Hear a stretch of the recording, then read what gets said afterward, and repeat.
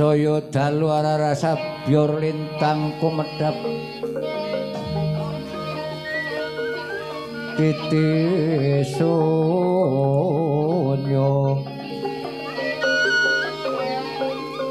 madya ratri lumrang gantaning puspita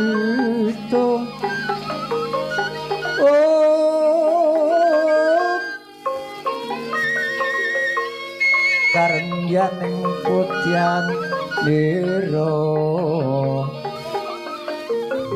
sang twijara ambrengeng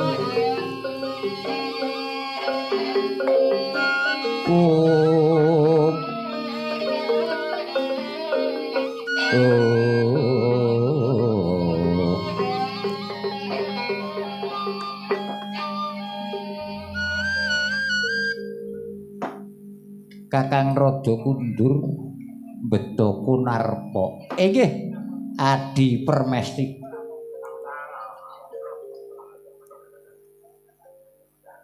lajeng nyumanggaken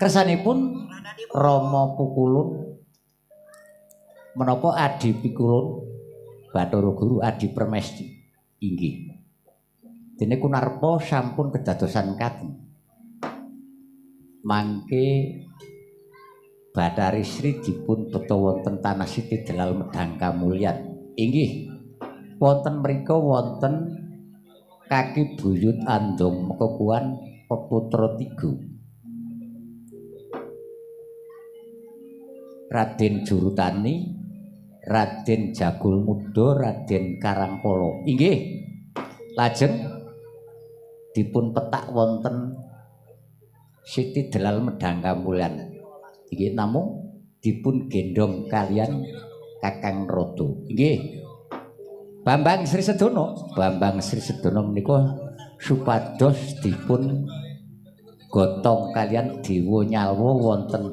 ing Mercapada menika wonten Dewa Nyalwa Jaka Wangkang kalian Jaka Wangking supados gendong supados gotong dipun lebetaken Trebala dipun gotong kalian dewa kekalih Jaka Wangkang kalian Jaka Wangking. Oh nggih.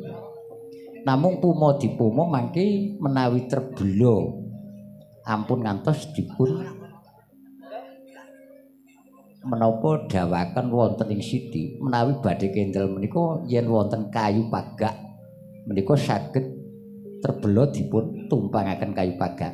Oh, menawi saya ingkang gotong mboten saged dipun menapa tumpangaken wonten siti inggih mboten kenging Kakang Rada nggih menawi sampun ngaten dawuhipun Adi Permesti ingkang Raka Tata minta pamit badhe mbeto Bathari Sri wonten ing Siti Delal Medang Kamulyan wonten tanahipun Kaki Buyut Andong Mekukuan inggih Kakang Rada mangke menawi sampun dipetak Bathari Sri menika dipun tenggo sawetawis tetuanipun kados pundi sae mangke dipun ingu menawi awon menika dipun tumpes inggih derek ngendikanipun Adi Permesti Guru inggih lajeng Bambang Sri Sedana menika dipun pasrahaken kalian Jaka Wangkang Jaka Wangking supados dipun gotong dhateng wonten Tanah Siti Delal Medang Kamulyan nggih sampun terang terwaca dawuhipun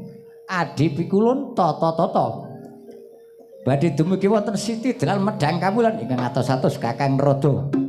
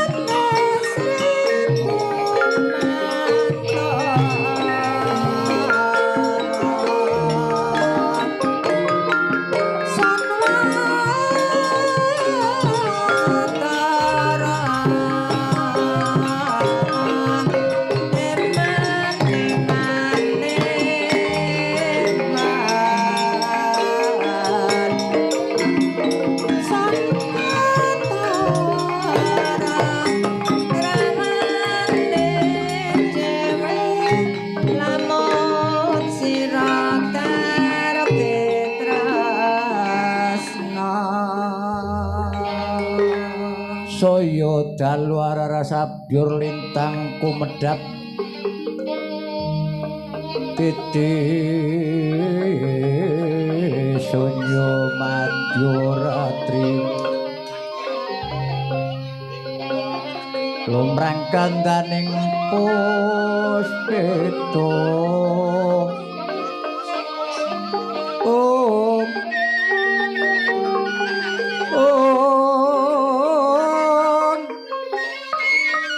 karyaning putyan niro manungsung sarining bawang manungsung sarining bawang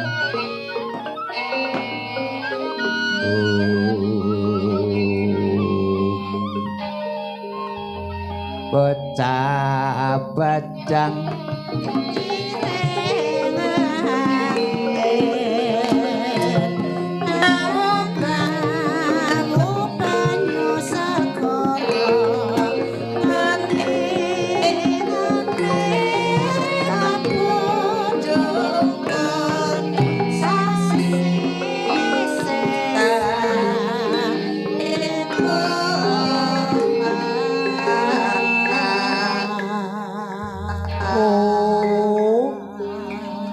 lagar sirep tanpono tanponi kaya dene orang-orang kepidak ana gunung ditencepke rodok manengen kuwi tegese tandha yen sang surya arep ambles bumi genti pathet wau pathete 6 sakniki pathete 9 eko bumi dwi sawah tri gunung catur samudra panca tarung satpangonan sabda pandhita ratu asta tawang nawa dewa dasa ratu guru-guru ing tanggal kapisaning mangsa Kartika tanggal warsa Sirajuga tegese eko kuwi tembung 1 2 2 sawah lemakang tinanduran pari tri 3 gunung pikuku ing jagat catur 4 panca 5 taruh gegodhongan sat 6 papan padegalan pangonaning 1 sabta 7 pendhita kang wis katarima tapane asta 8 tawang langit dasa 10 ratu mustikaning jalma guru-guru guru-guru mangombro-mbro nganti kaya bengkah-bengkahna jagat tegese senajan ketiga dawa datan ana kendhati tetuan padha garing gegodhongane padha satemah ana angin bledhuge ngampak-ampak sirep guru-guru bocah padesan Joko Wangking ingkang sanget sirep guru-guru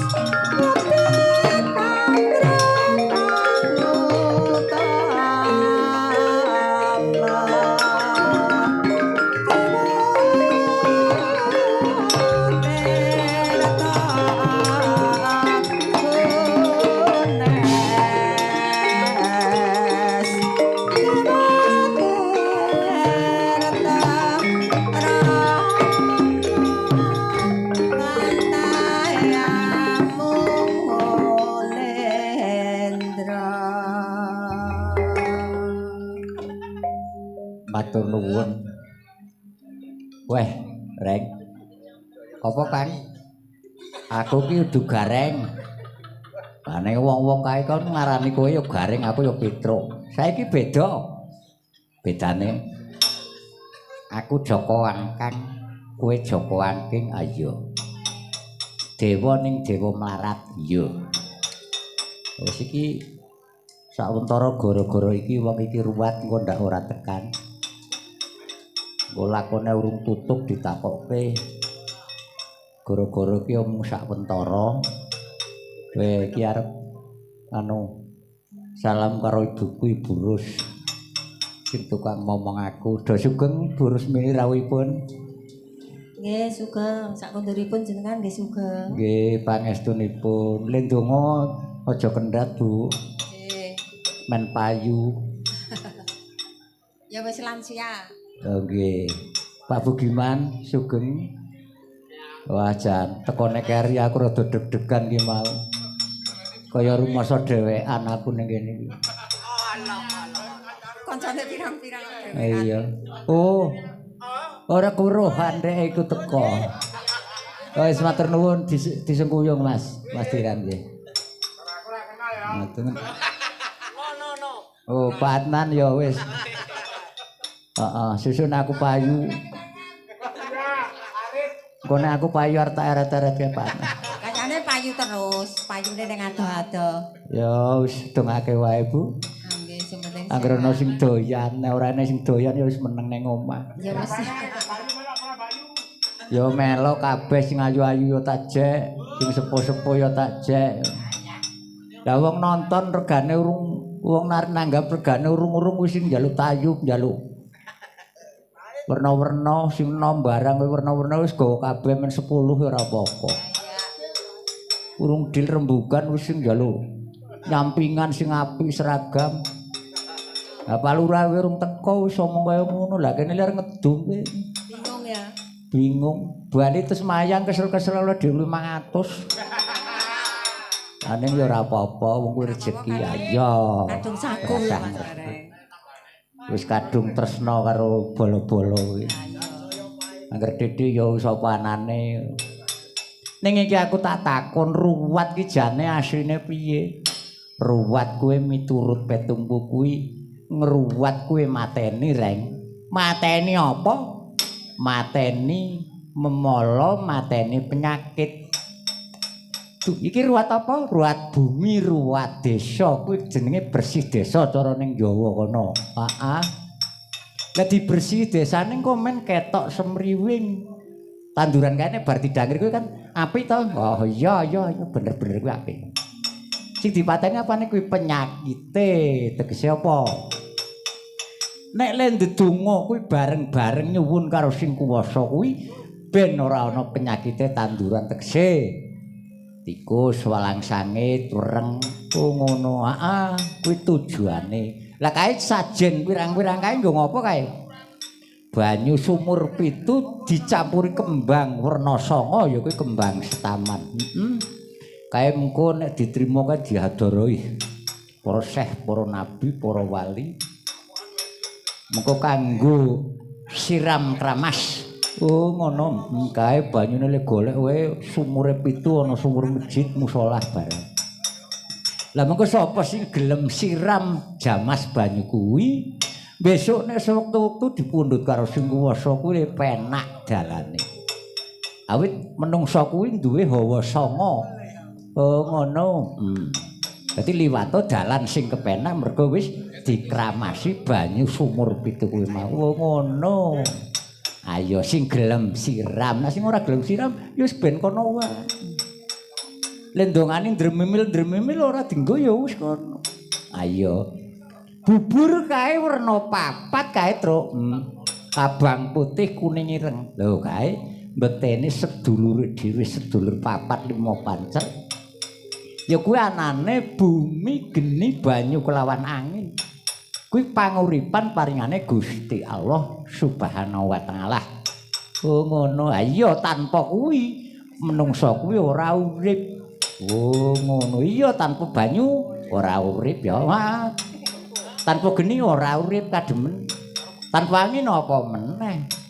Ngono kuwi disuwun supaya jagate iki ayom-ayom tentrem, ora ana bencana angine ya aja gedhe-gedhe ngono.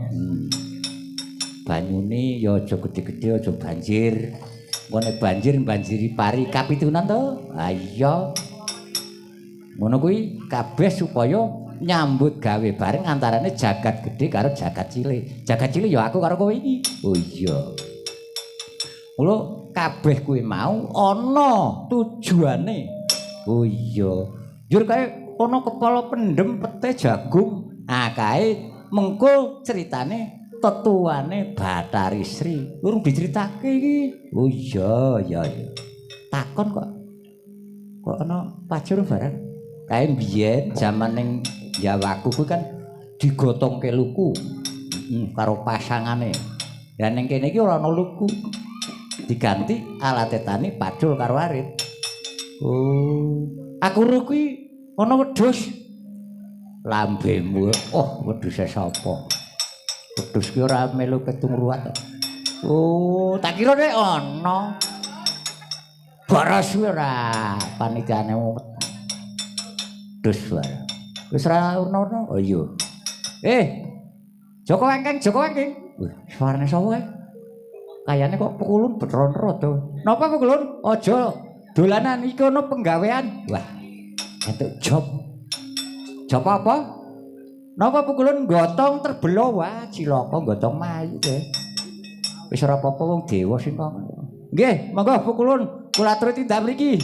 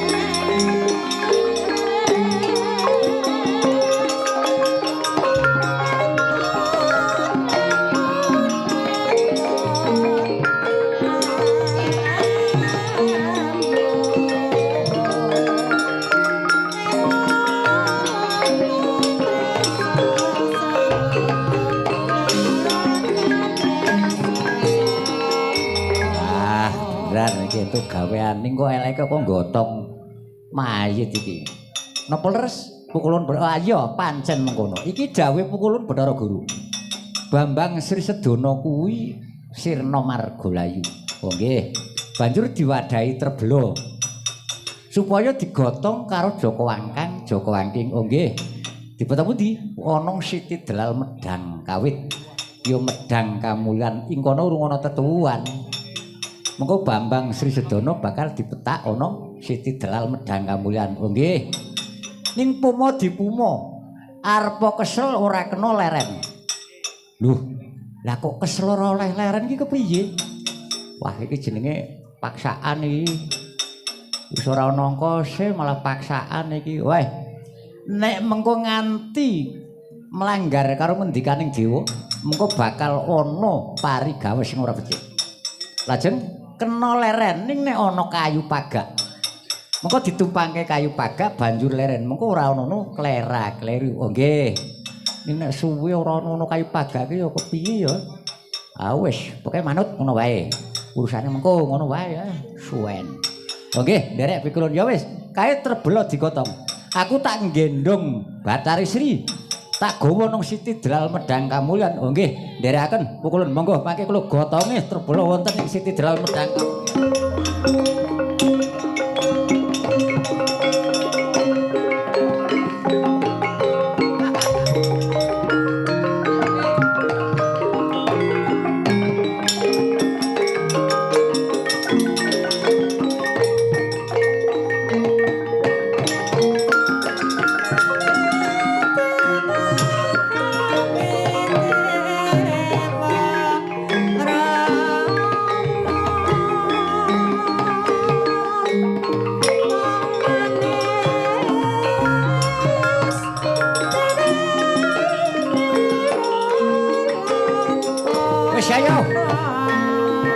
Suarane gedene ora patut. Ya wis yo digotok.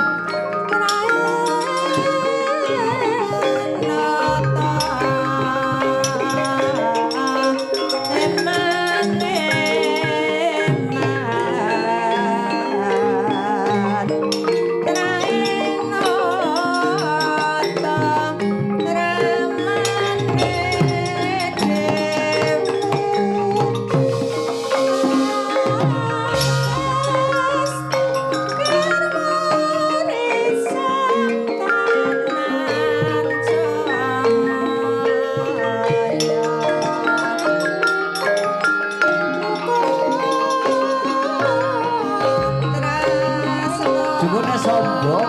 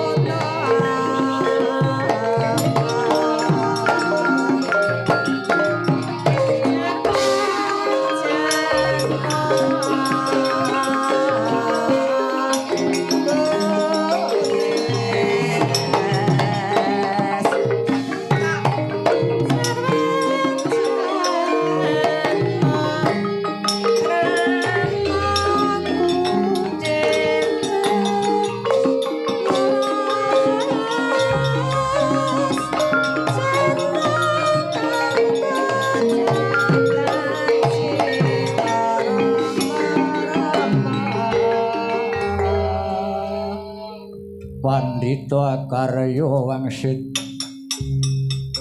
pindha kumbang nyesep madu sarining tawang nyesep madu sarining tawang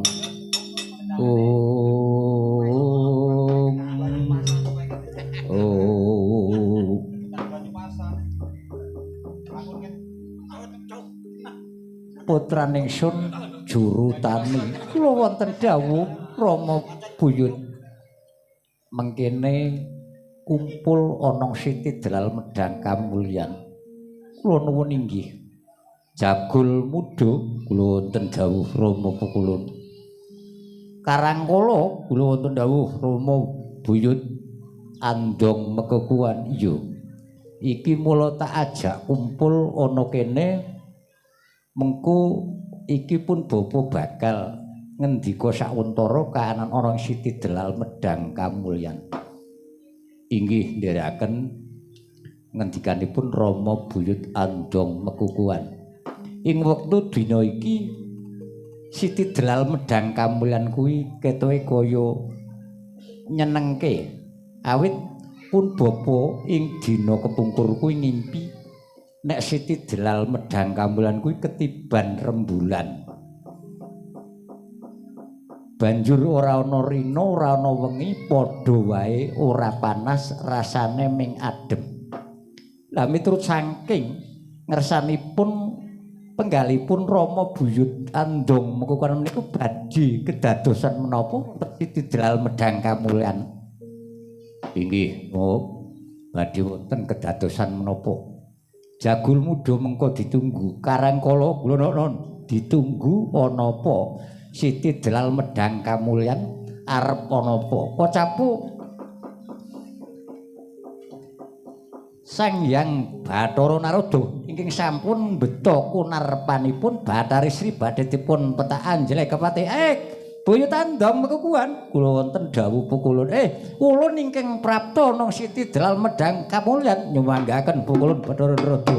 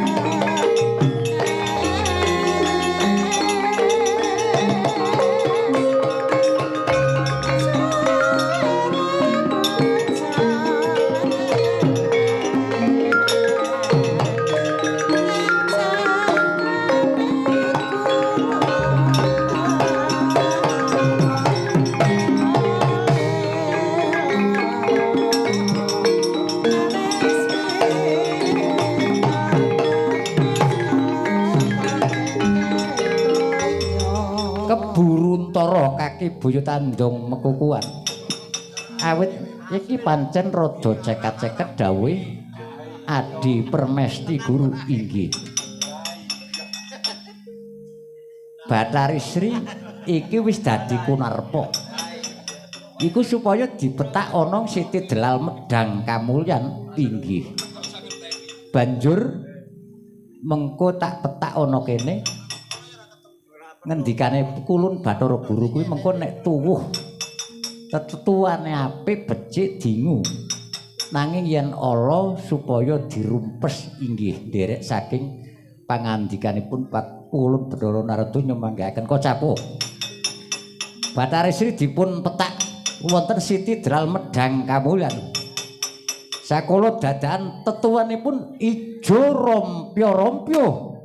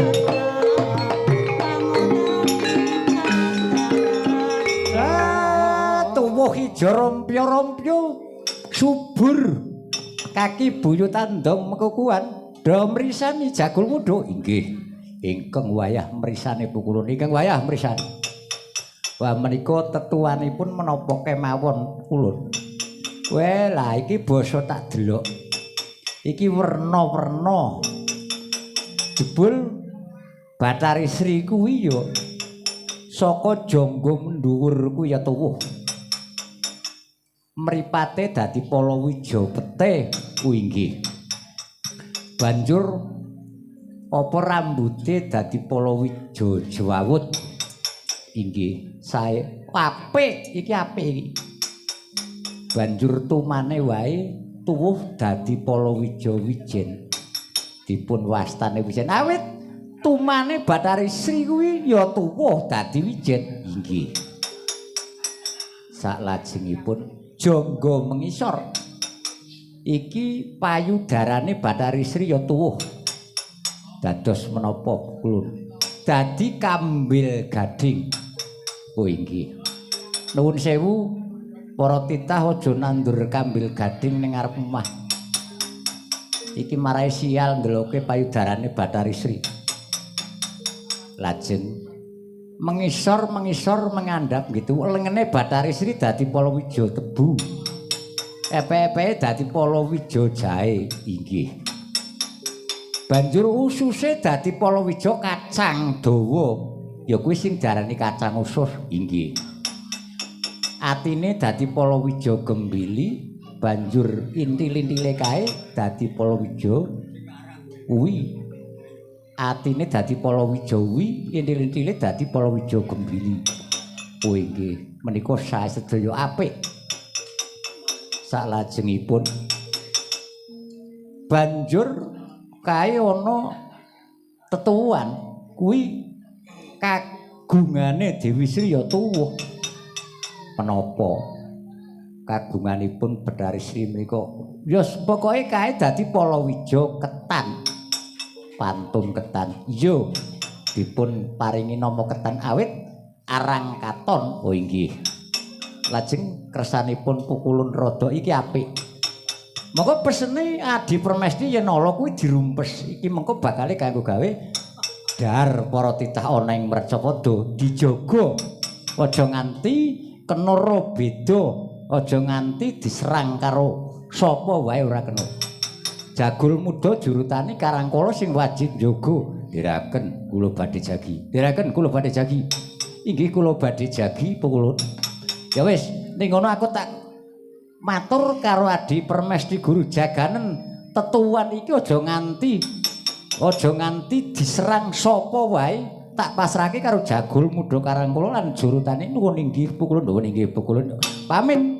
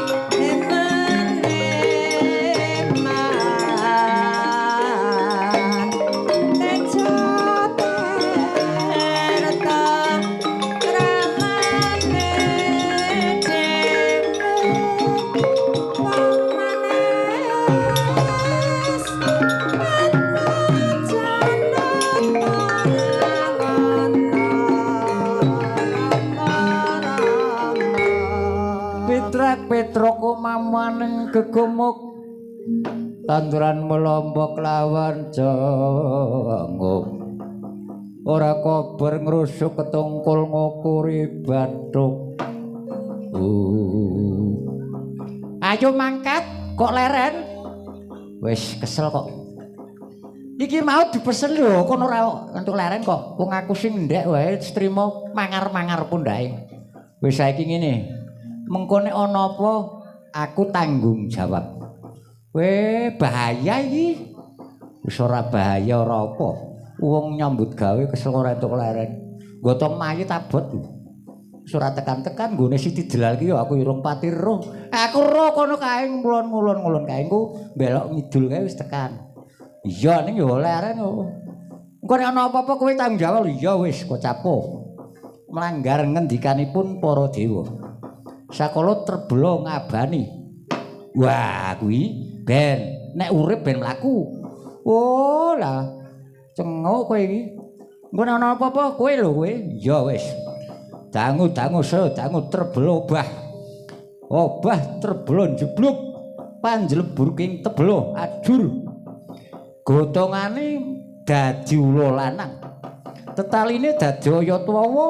isining treblo dadi mangsan roho trebulane dadi mansang warak Joko Angking padha gila-gilapen mlayu menyang alas dadi dapuran pring wuluh karo priwangkang sakala treblo jeblok matawuran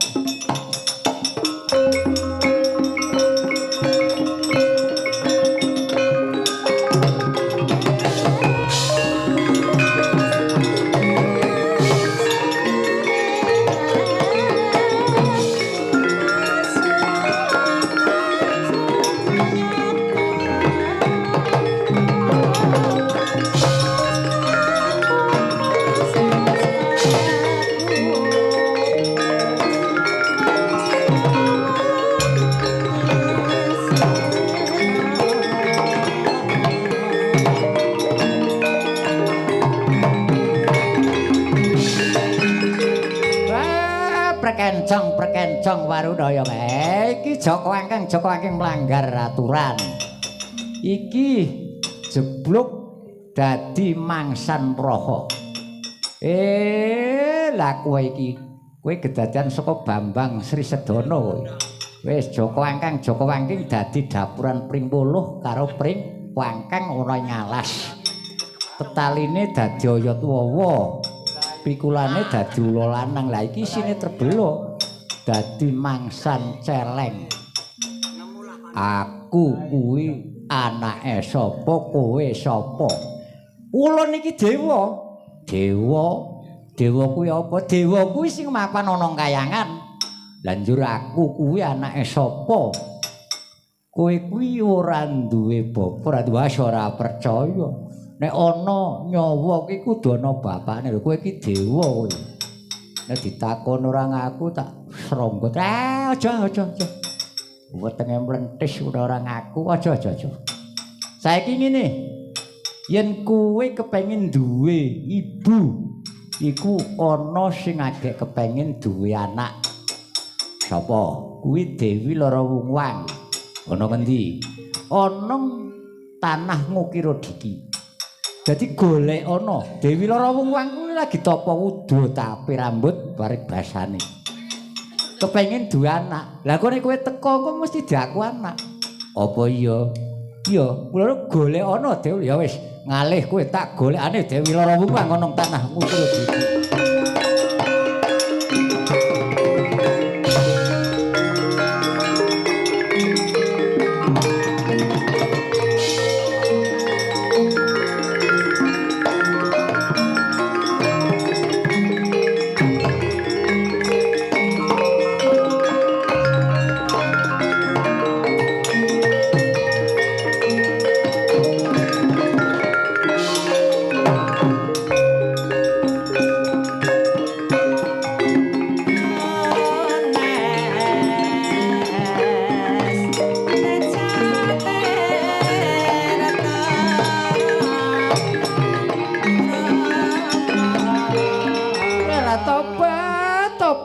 banjur aku kuwi ketekan karo sato kewan.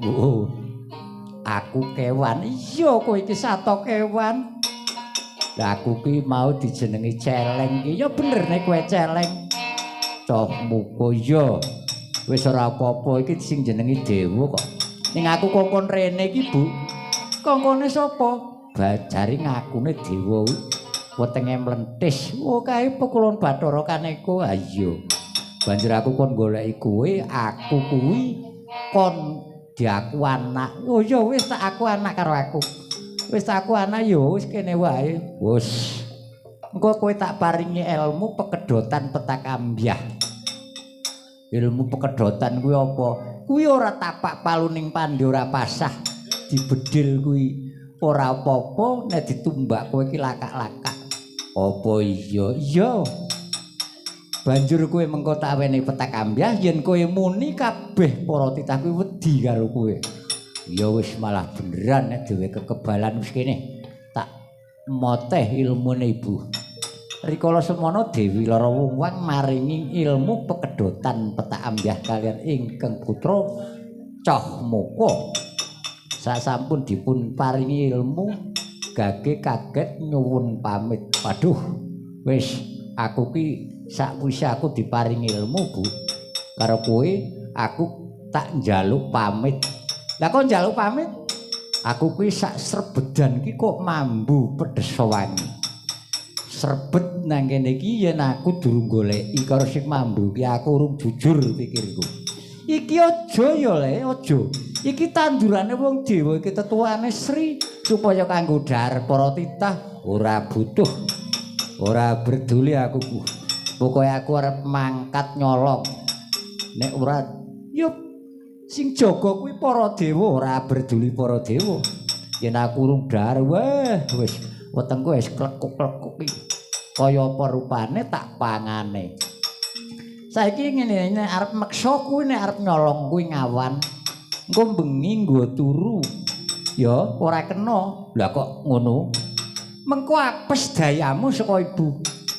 Ana maling kok nyolong awan ki ora luwes apa.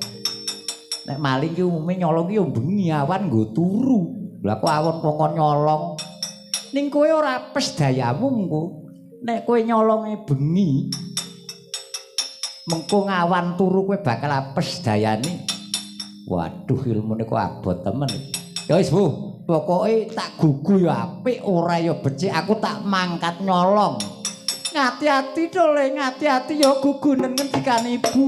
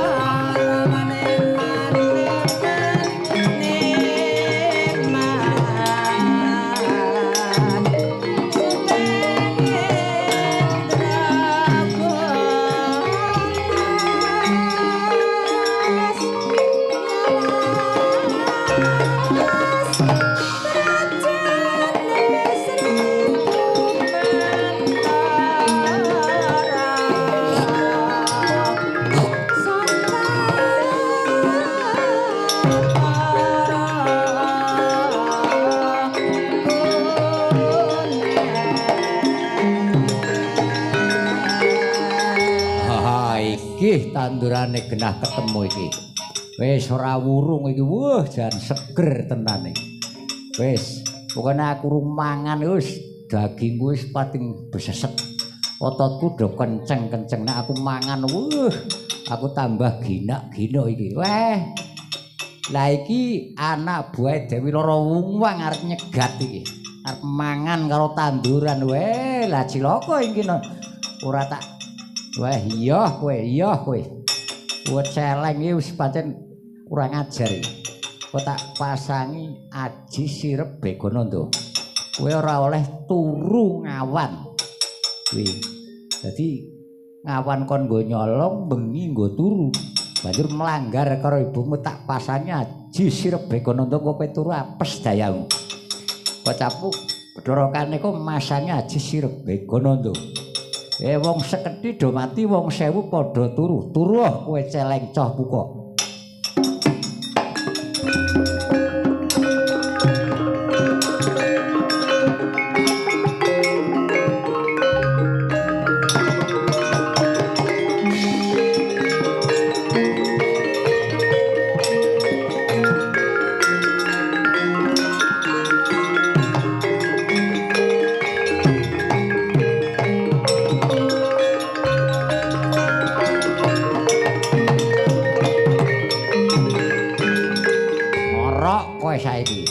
Wis jurutani jagul muda kula wonten dawuhe iki penyakite teko iki. Ning sadurunge mangan tanduran wis turu ngorok. Moko iki pesenane ibune ora oleh turu awan, iki ngorok. Ayo rancapen coh muga mangke kula rancabe wae.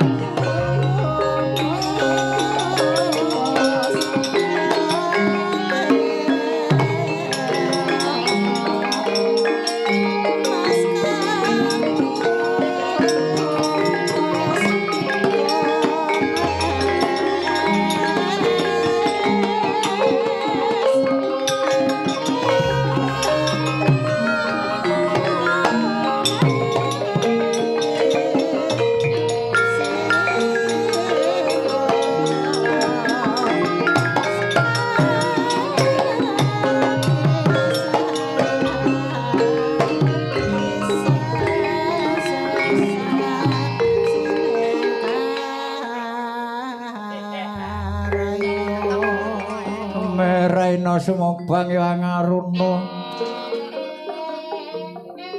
padi netrane anggo rapo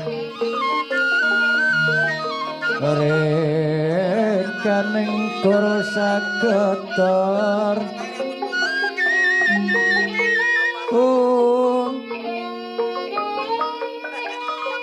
kene dongane kok lirawu sing kene panco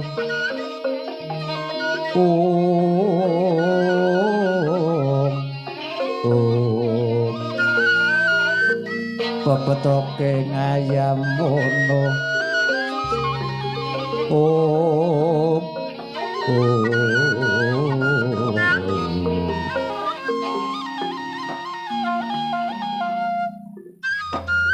Oe lah iki Maesa Sura Lembu Sengara Kuda Sengara. Lah kok banjur do ngadep gemruduk kaya ngene iki ora tau tone metu saka kandhang ki ana apa? Sinuwun. Sadangunipun nembe niki mambet gondo ingkang pedhes wangi. Ingkang ngantos mambete kemawon kula raos daging kula niku pating beseset. Balung kula ketoke kaya malik balung nom meneh. Apa meneh kula yen dahar utawi mangan wujud ingkang mambet gondo ingkang mekaten. Weh, ladalah. Ora kena. Iki aku ngerti. Dewa-dewa karo para tani iki padha nandur metak kunarpane Dewi Sri inggih. Banjur tetuwane ya iki werna-werna kae. Mulane mambune kuwi pedhes wangi temenan. Inggih, pramila kula badhe nyuwun pamit sampun sayek saeka kapti Kuda Sengara, Lembu Sengara, Maesa Sengara. Menika badhe ngupadi wontenipun tanem tuwuh menika sinuwun. Walah. Ora kena mengko yen nganti ana apa-apa kowe aku sing kelangan. Pokokipun dipun dadung kula nggih medhot dipun palangi mlebot kowe ladalah. Yen ora kena tak pambengi Kang Becik. Wis saiki nek arep mangkat. Nanging nek nganti sepasar ora bali tak tungkak mrono, tak jujul mrono nggih. Pokokipun masa borong kula badhe nyuwun pamit. Badhe napak wonten pundi dunungipun tetuan menika sing ati-ati yen seminggu ora muli tak tungguh mrono.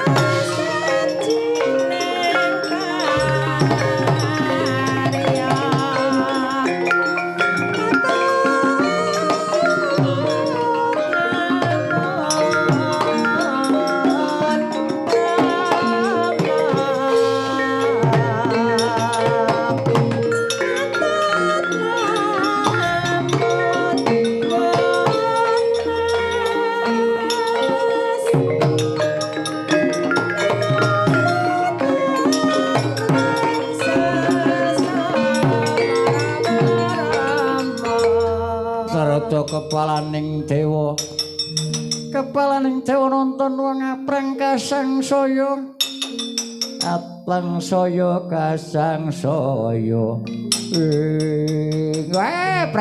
prekencong iki dheke putrut Jantaka saka Purwacarita ya kuwi Lembu Sengara Kuda Sengara Maesa Sengara arep nedhak iki jurutani Jagul Muda wonten dawuh pukul kae ngoni-ngoni kae sapi jaran bigar ke arep nedhak mangke kula tandangane wong.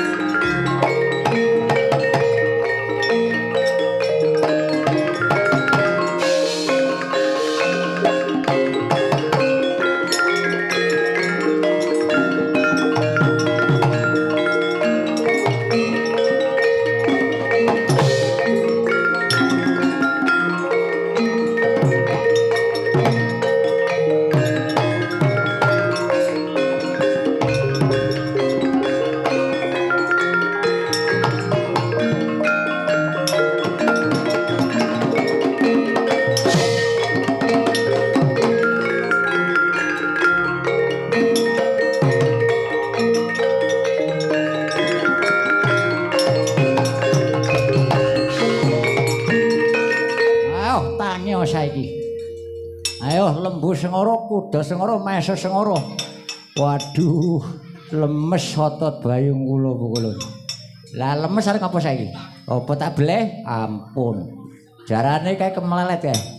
Bigar nyepaki barang. Waduh, lemes kula dinapake tak sabet karo sembung kulung. Galau kaya ngopo kowe mesti nglumpur kowe. Ayo, saiki dikongkon sapa? Kula menika mboten dipun kengken kajeng kula piyambak. Kula nggih sampun dipun penggak dhateng Gusti kula Putut Jantaka. Nanging kula tetep badhe nyolong. Ora kena iki tandurane wong Dewa arep dicolong. Saiki kae wis rusak didak-idak. Kowe wis mangan empun. Sekedhik mboten kathah kok kula. Wis saiki ngene, kowe apa milih tak pateni apa milih manut? Milih manut. Nek manut kowe ora tak pateni, ning nek ora manut kowe tak pateni. Nggih, kowe saiki nderek jurutani Gustimu. Banjur kowe kudu nyambut gawe melu nderek Gustimu karo kae Lembu Sengara. Nggih.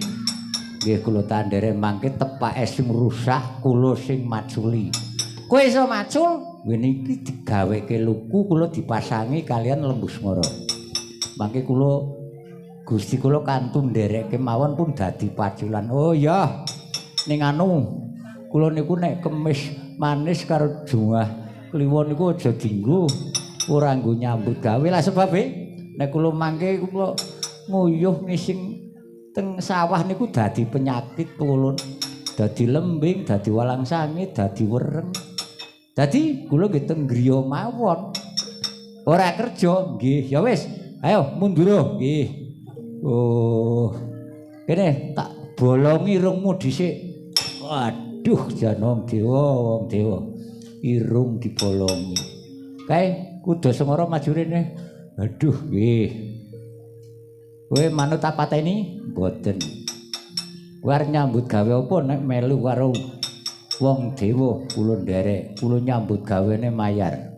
Gusti kula niku arep neng kondangan sing mlaku nganti sedinten kula gendong sejam mawon pun dugi kula go mlayu. Kura ambiyen saiki nganggo motor. Nggih pokokipun gawean kula ngoten niku. Pun ya wis kene diploken wesi ya. Waduh. Aduh. Jan wesi kon ngeplok. Wis ora genah ki wong dewa kok capuh. Putut Jantaka duku ya weh wong dewa sembrono iki.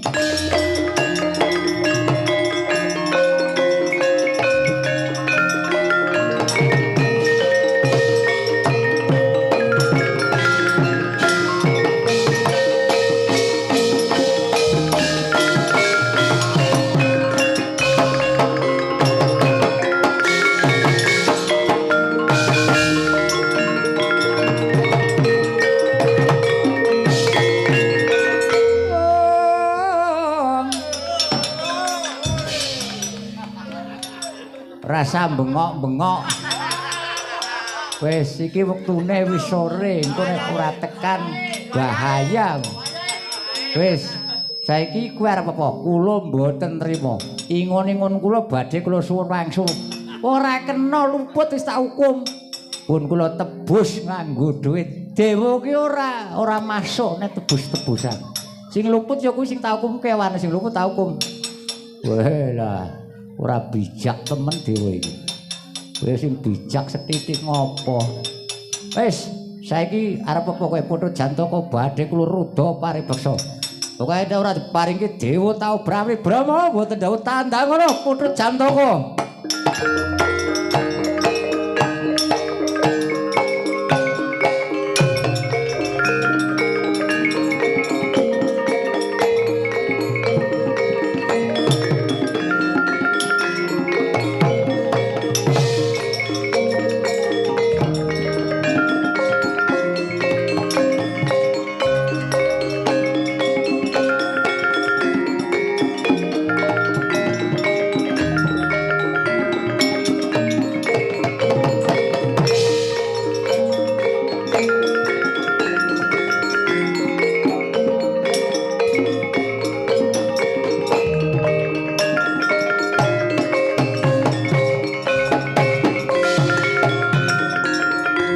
iki jenenge Brahma. Ya bapakmu.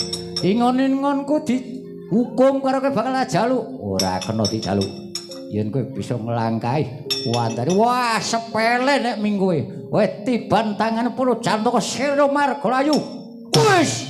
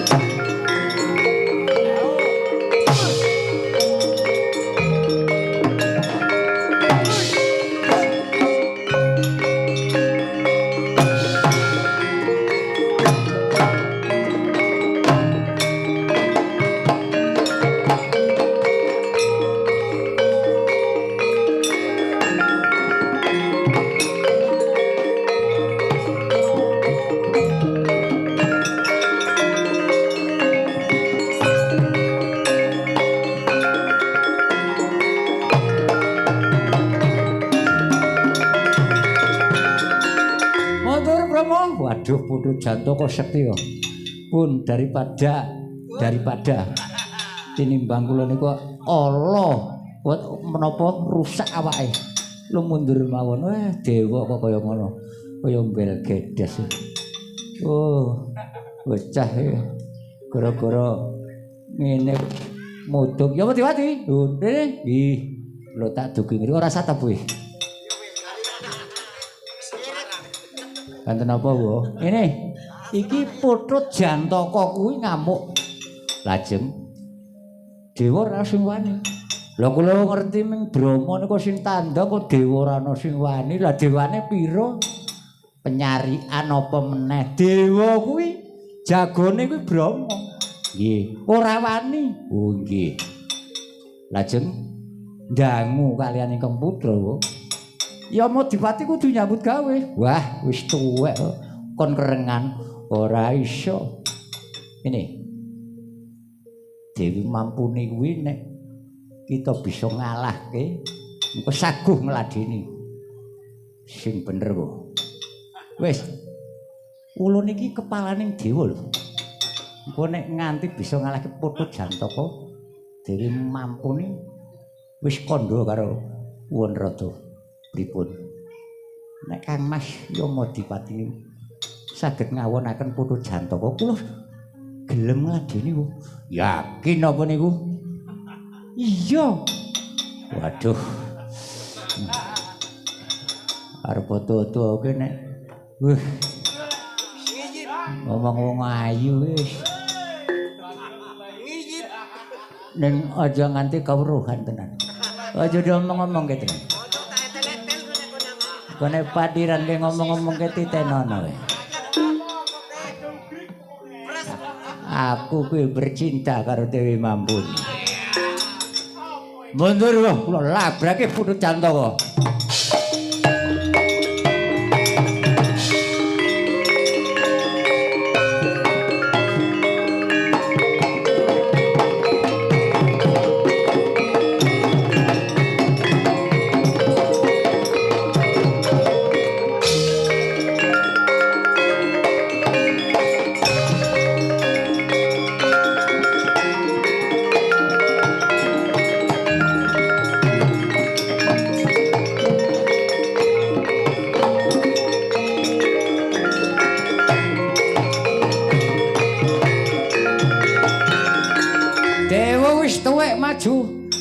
Tugase arep tuwe iki masih dibutuhke ya.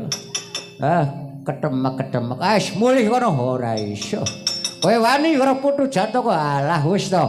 Wis.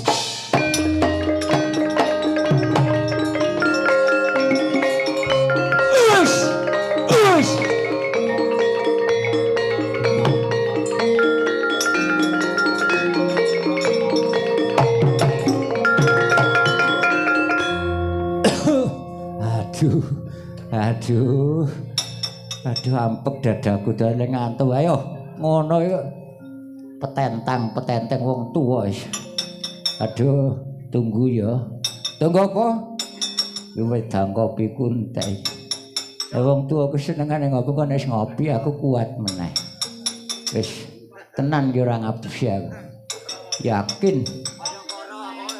tak medang kopi dhisik oh perang kok nunggu wedang kopi wis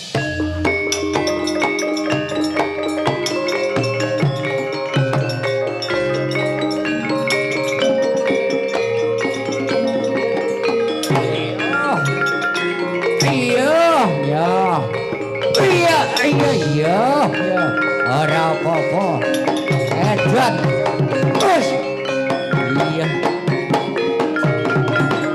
oh iya awas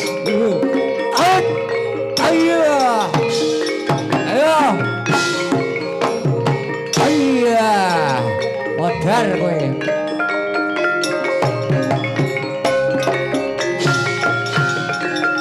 ayo saiki kowe aduh ora aduh mau petentengan tak remek sawone ribet kowe wong do perang kae do goblok apa perang kok goblok arep ampuh Sekti Mandraguna dudeng kalung-kaneng leno pangendane remek sawone unyel-unyel teles aduh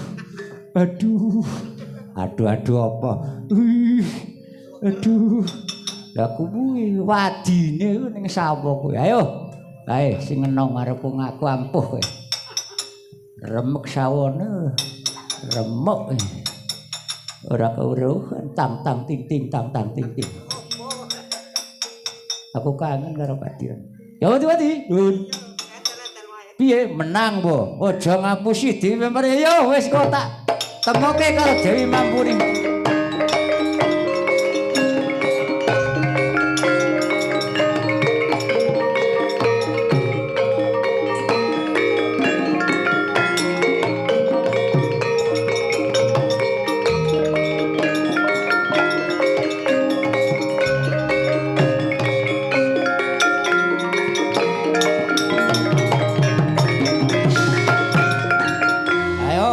Jantoko lempoh nggih diunyel-unyel niki kali wong tuwek lemes nganti kathokku teles wis karepmu piye kula nderek ning nyuwun urip lah njur melu karo Gusti kula juritane ora kena ingon-ingon karo majikan kok ngwulo bareng engko klemak-lemik digiring lunga kriyung aku sing kelangan kula mboten campur kalian menapa Mesa Sengara Kuda Sengara lah mapane kula mlajar wonten ing sapinggiring jagat wonten Randu Alas banjur mangke menawi Lembu Sengara Mesa Sengara kangge mbikak jagat kula menika angon ngawat-awati wonten ing jagat ingkang badhe dipun rajang-rajang oh iya nanging nggih menika kemis manis kaliyan jumakliwon mboten saged dipun nggih ya wis aku manut kula tak mlajar wonten Randu Alas pokoknya mlayu nang Randu Alas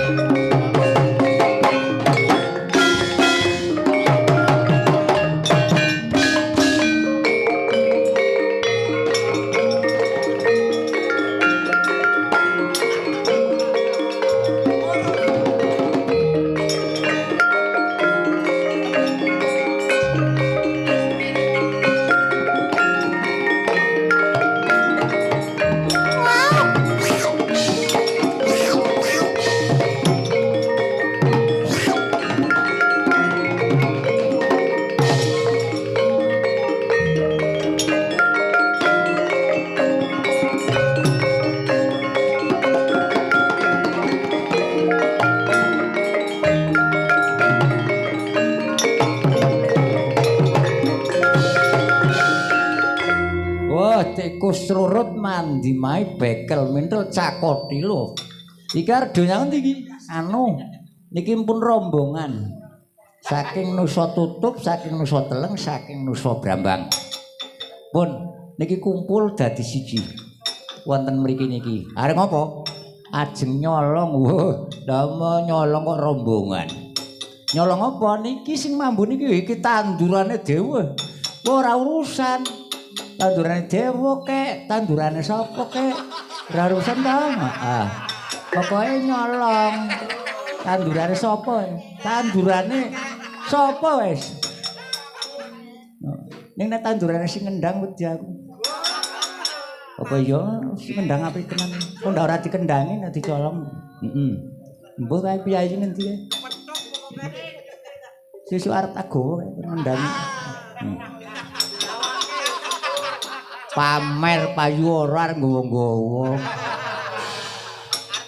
Kena nyolong nanging nek wis liwat galengan kowe aja mangan metu pinggir. Lah teng endi? Mlayu ning tengah. Kowe nek sing duwe liwat kowe nang tengah mangan. Oh, ayo. Ayo. Ayo. Nggih, pun ngoten. Kula tak selak sore niki. Ya wis sing ati-ati nyolongan kono.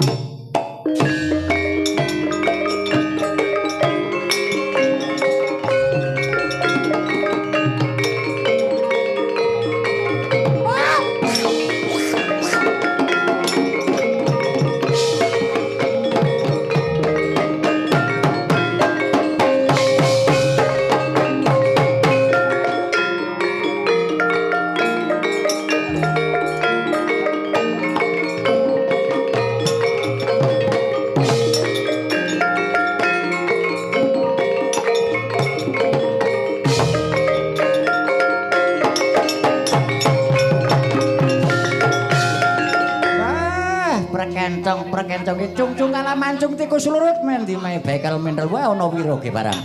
Wae iki bakal nyolong tandurane petani iki. Wis Srigati wonten dawuh pukulun. Kowe ngene-ngene blang menyunyang karo Candramawa gawanen rene kanggo mbang oma nang Siti Delal Medang Kamulan monggo wae.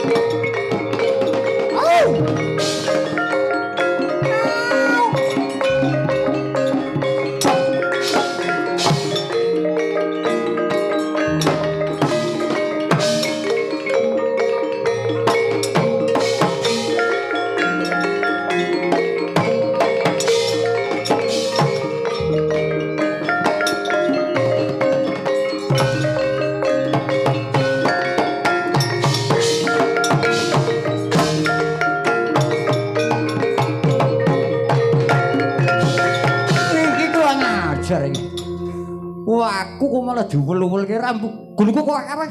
Waduh aku wis blawur iki saking akehe. Tak kira kowe sing gedhe dengkulmu mlecet kok. Ambune kan beda. Tikus karo asu kuwi ambune beda.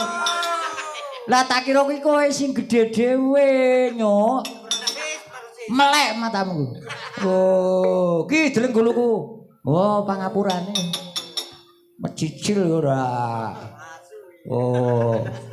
Odar ora kowe. Pun telas wae. Entek apane?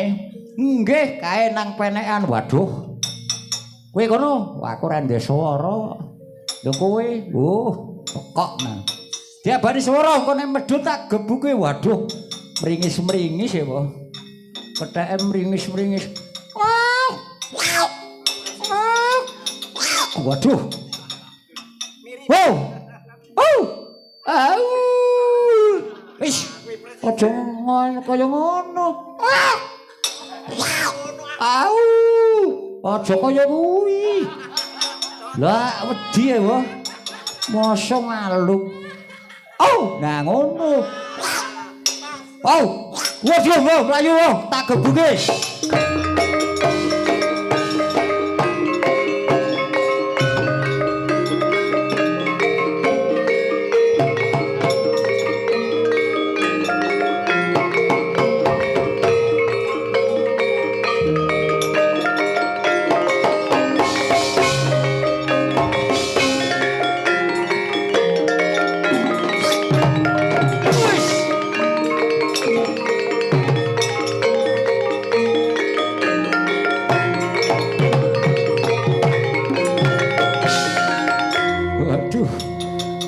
Jah kula kulun. Ah, kowe rasa mbeker-mbeker. Kula nyuwun gesang arep tak pateni kethek nggo ngopo? Ampun. Kula mangke badhe njagi dhateng tikus celurut tikus. Alah, kok nedak mboten.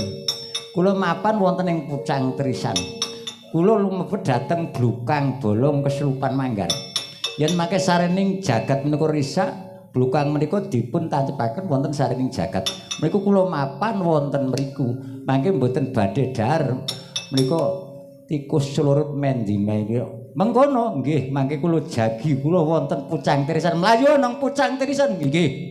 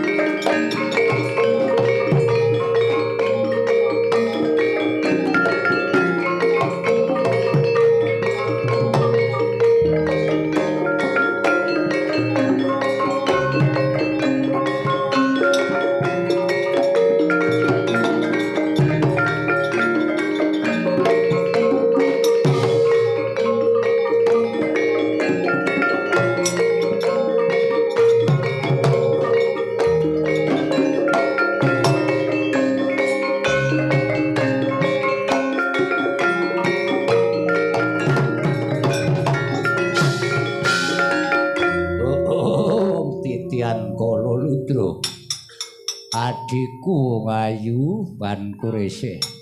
Wonten dawuh Koko Prabu Baranjana. Walah iki kok anakmu digiring kabeh. Oh, mongko jumlahe kuwi 144 ping 4. Kuwe lah. Arep digoyang endi iki? Lah menika ingkang sami demo. Lah kae wedok apa lan aku ya wedok ngerti-ngerti kok ngene kok Pak. Aku ngantur apal karo anakku. Anakku pirang-pirang temen. Lah menika putra-putra panjenengan menika badhe nuweni tanemanipun para dewa ingkang wonten Siti Delal Medang Kamulyan. Wah, ora kena, Nduk. Kuwi diomongi anak-anakmu. Wong kae dijogo karo dewa kok. Aku ora wedi karo dewa kok, Pak. Mamane sing penting mangan. Lah iya, aning nek cilaka setan ora wedi cilaka kok. Pokoke nyolong mangan. Waduh, iki kados pundi kemawon menika dipun pamiti Rama Baranjana. Oh ya wis. Engko nek kowe arep nang Siti Delal Medang kawit.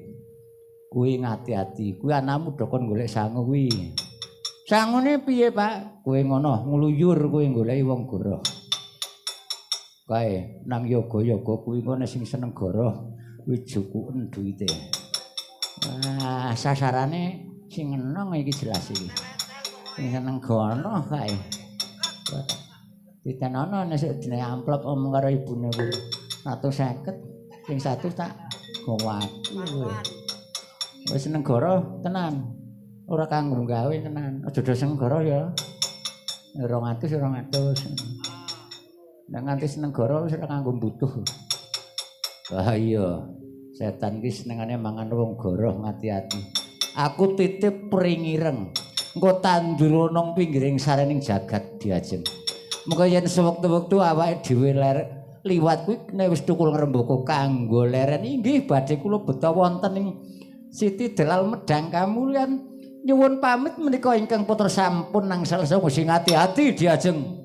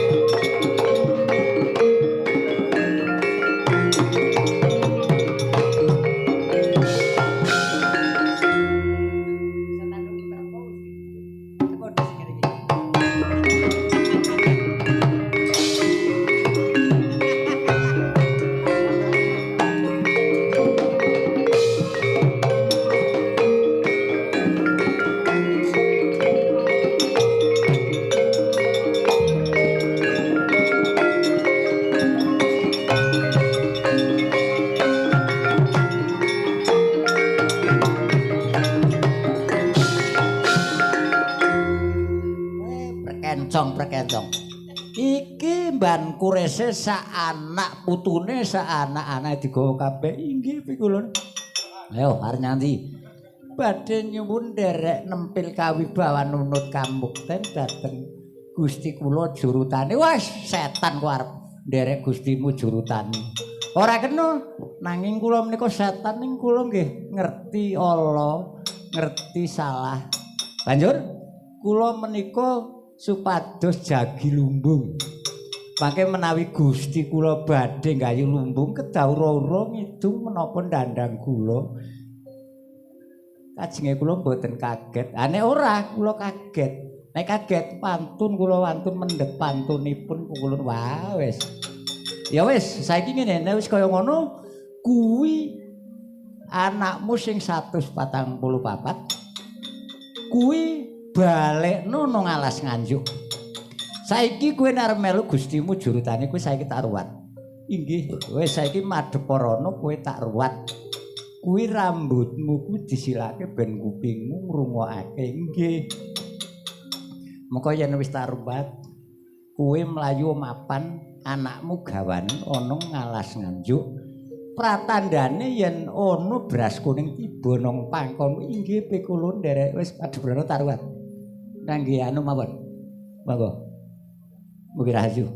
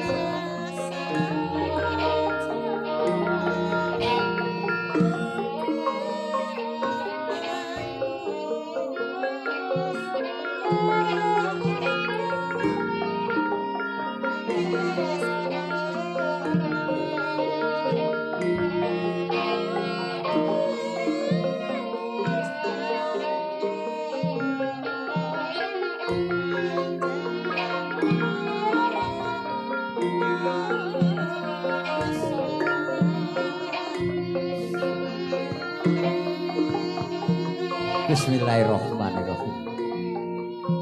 Langgeng sari ing gegono tepak dara sangga bono gedebogan si Nagaraja placeke panerus rasa keliresi mega mendung gligene racek wesi plunture naga rancang gotongane ula lanang penggawang kayu tejo blenconge tlaga mangambang lengane sinaga gombang dlese mega malang urube Bathara Brahma arenge Bathara Wisnu awune Bathara Sambu kukuse pengamun-amun paman dalan yen wayang aja nganggo ruwatan ngruwata Drupada ing maratuwa ngruwata saking Durbala wayang apa wasta gapet tuding pengawet sari kotake si gedhong wesi tutupe kretep si lembu sena cempurite sewesi malelo keprake pindho gelap ngampar gendere Durga manggrit kendange Durga mangungkung gonge macan angelur kenonge kancil kebelit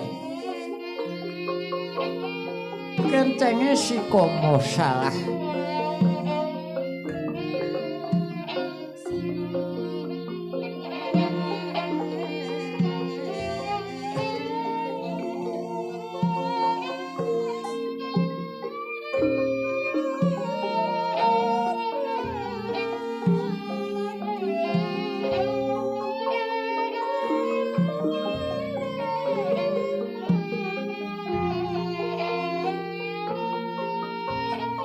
ana kidung rumeksa ing wengi teguh ayu luputa ing lorong dana ing bilai kabeh jin setan datan purun paneluan tenung tan wani miwah penggawe ala gunane wong luput maling ardo lan ana maraing kami tuju duduk pan sirno